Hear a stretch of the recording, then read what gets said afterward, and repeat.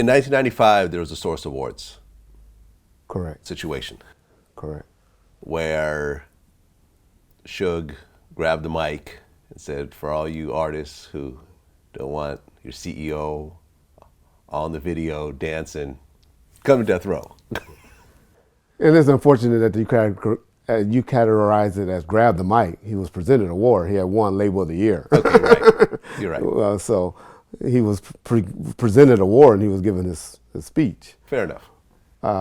But at that point, what he was doing, most people don't know, he and I had just got off a plane from signing the deal, and David Kenner, with Tupac Shakur at the prison.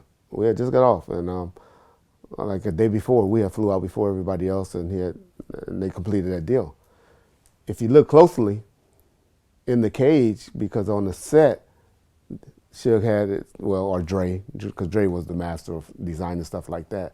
They had it where they had each artist, when they were singing their verse on the Murder Was the Case soundtrack, come out of a cage. If you look closely in the cage to the far right, Tupac is in there. We went and got a big picture of Tupac, and we had placed that picture of him inside of one of the cages. That was really Suge's way of letting people know that Tupac was now signed and was going to be with Death Row. Okay. And that he had Tupac's back. And so he was starting his beef with Puffy then for Tupac. Okay, because Tupac felt some type of way about the shooting situation at Quad Studios, felt that Biggie didn't help him out, as well as Who Shot You came out, Exactly. which Tupac took personally. Yeah. What people don't know about, most people don't know about the jails. People in jail and the penitentiaries hear things in there before most of us do on the streets.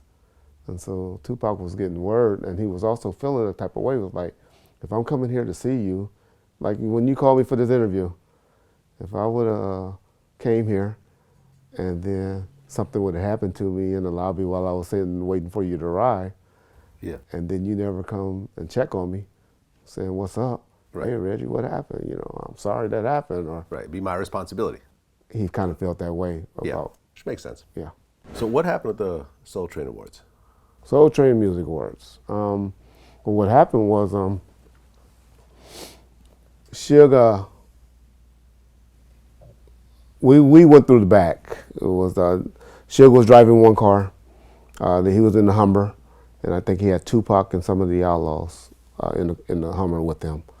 Myself and Frank Alexander, the security that was assigned to Tupac, was behind them.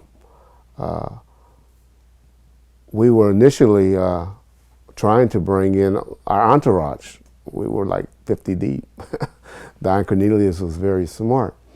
He said, hey, only one's coming in this back. The back gate is, Tupac, and Suge and their security.